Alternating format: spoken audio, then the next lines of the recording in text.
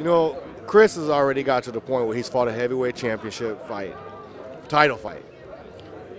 Are there a lot of things that you had to change and tweak to get Chris ready for this fight?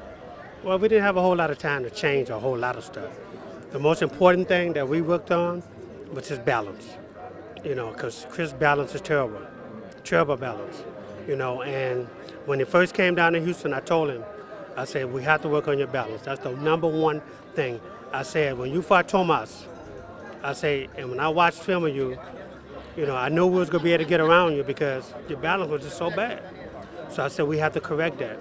And, you know, we had a little over 3 weeks. And, you know, I think he's doing a great job in really focusing on his balance. Chris realizes, man, you lose these fights, you go into oblivion, you know? And that's just the real talk. And I know Chris don't want that. Of course not, man. You know, Chris is a fighter, man, just like all fighters. They know when they're at the brink. And so, look, you know, he had to say, look, okay, I got to suck it up. You know, and I put a lot of it on him. And I told him, I said, look, my job is to train you. That's my job. Let me train you, you know, and you just be a good student. And I can honestly say he was.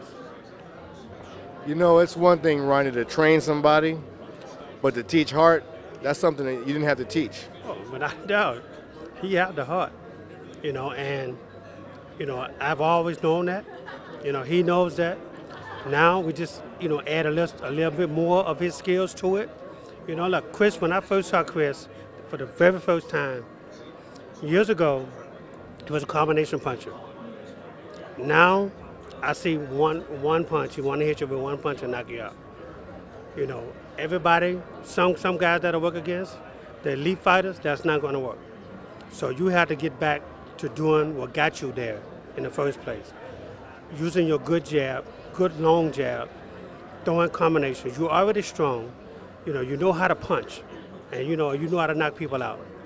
So that's what I wanted to do, knock them the fuck out. Simple as that. I mean, you could just basically, power is one thing, but you got to set the power punch up just to get to that point. Absolutely. And what you're going to see on Friday night is you're going to see Chris Arreola throwing combination punches. Not one punch, not trying to hit a guy with one shot, because, you know, he knows that's not going to work. That's out the window. That's dead. You know, and that's what these guys are going to be thinking, hey, he's going to come in, try to hit me with one shot, and call it a night.